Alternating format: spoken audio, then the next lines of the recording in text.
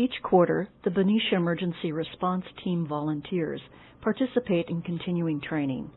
The fourth quarter training focuses on disaster preparedness. We do this in conjunction with September as the U.S. National Disaster Preparedness Month.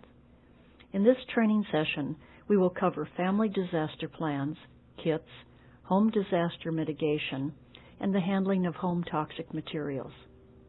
You know a lot about disaster preparedness already, how to plan for it and put together a kit. We'll just go over that briefly.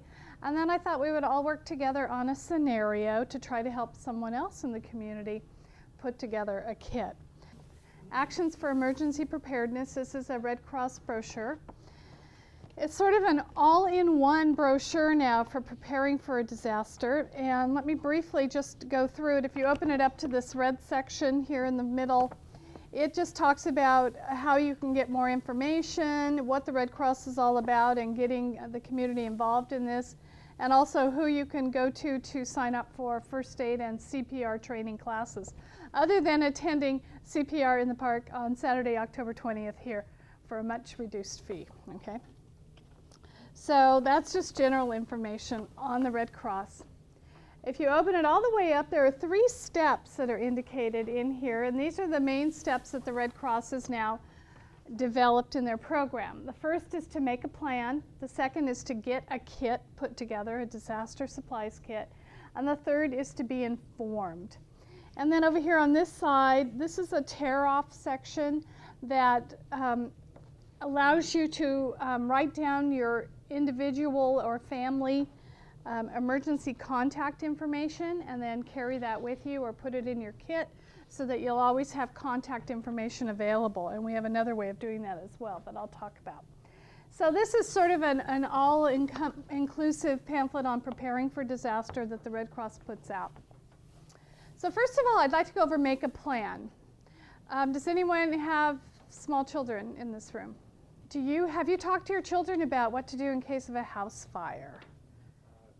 Briefly, there's 2 and 5, so we've kind of gone over it a little bit, but the 5-year-old understands a lot better. Okay, so they know about the smoke alarm going off, and do they know, does the 5-year-old know, have an escape route out of their bedroom? Yeah, and she does. Okay, and have you discussed where to meet if she gets outside of the house? Where should she go? There's 2 options. We can either go in the front, there's a spot in the front, and there's a spot in the backyard too. Okay. Depending on where the fire is. Okay, so that's really good. That's talking with your family members, working through a plan. Okay, this is how you're going. If you hear the smoke alarm, you need to take this escape route and get out of the house. And this is where you're going to meet, okay, depending on how you get out of the house. So you're learning about, and also she's learning about equipment in the house like the smoke alarm that might go off. Another important part is, and I don't know if you've done this, practice. Have you practiced with your 5-year-old? Not yet. Okay, so practice makes perfect. Practice ingrains in the brain. And so that's a good thing to do every once in a while. Practice that escape route with your children. Make sure they know what the sound of the smoke alarm sounds like. And then walk out, to where these meeting points are going to be to show them exactly that. Because in the heat of an emergency, it can just all go out of their mind if they've never actually walked it and got it down as to where they're supposed to go. So practice is another good thing. Learning where the emergency, where the utilities are coming into your home so that you can turn them off in an emergency, your gas and your water. That's an important thing to do as part of your plan. And I think we're going to talk about maybe that a little bit today, later. Checking your supplies in your kit. Who has an emergency disaster supply kit in their home? Okay, great. So sort of like preaching to the choir here today. Telling everyone in your household how to contact people in case of an emergency. So what the Red Cross advises is that we have these little cards, which are the same as what you can rip off of this pamphlet. And these are emergency contact cards. And we have a number of them available. We have extras today if you want them.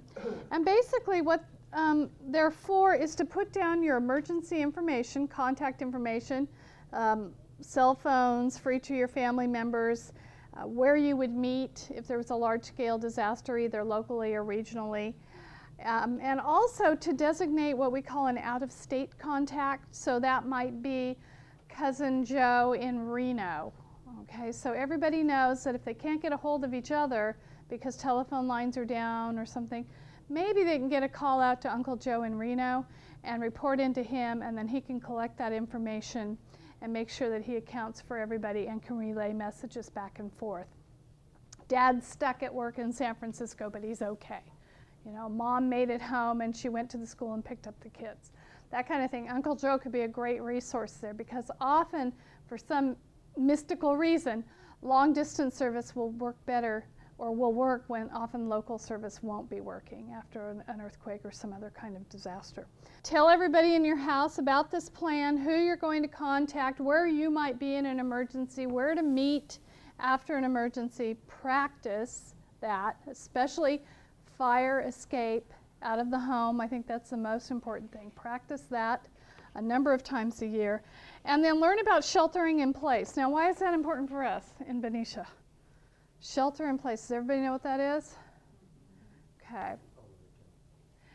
If there is an airborne contaminant emergency, such as a release from, let's say, the refinery, or a ship is burning out in the strait and it was carrying some kind of petroleum product, and there might be a lot of contaminants in the air that may or may not be toxic, or just a lot of smoke maybe. Shelter in place is really important, and so this brochure, the Red Cross brochure in the middle, has a section on shelter in place and what you do. And that is basically locking yourself in your home, closing off all your windows and doors, getting into a secure windowless room if possible, and taking your emergency supplies and a radio and your pets and family in there with you. And also, if you have a fireplace, closing your fireplace flume. And then damper, isn't that what it's called? I don't have one, so damper. And then staying in there until you hear that there's a release, an all clear to come out. So shelter in place, we have information here on that, right in section number 7 here. And also, the city of Benicia has a really great little magnet, which, does everybody have one of these?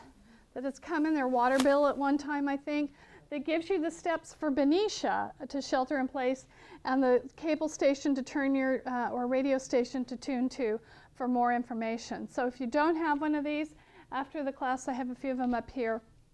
Take one, take it home, put it on your fridge at home. They're a great device. I think that's just a wonderful community service item. A kit. I think almost everyone indicated they had some kind of disaster supply kit. Okay. In your home. In your car. If half. For those of you who are working off-site, in your office. Great, me too. Okay. Morning. This is a kit that we put together where I work, and every individual where I work has this at their desk. So they can either, if they're stuck in the office during an emergency, they have this, or if they have to leave after an emergency, there's been an earthquake and they want to get home, we say, take these with you just in case you don't make it across the bridge or whatever. So we supply these to our company. So there are many vendors out there now that will sell you pre-made kits of any size, from single one-day person kits, one-person kits, to huge family kits, to large business kits or caches. They're out there now. It's big business. A lot of them are providing very high quality services. Some I don't know about. I've seen some pretty bad looking kits. So you really need to take a look at quality there before you put your money up. What is that kit? This I think was running $12, but I bought them in bulk. But what is in it? Oh, I'm sorry, what's in it? Let me read it to you.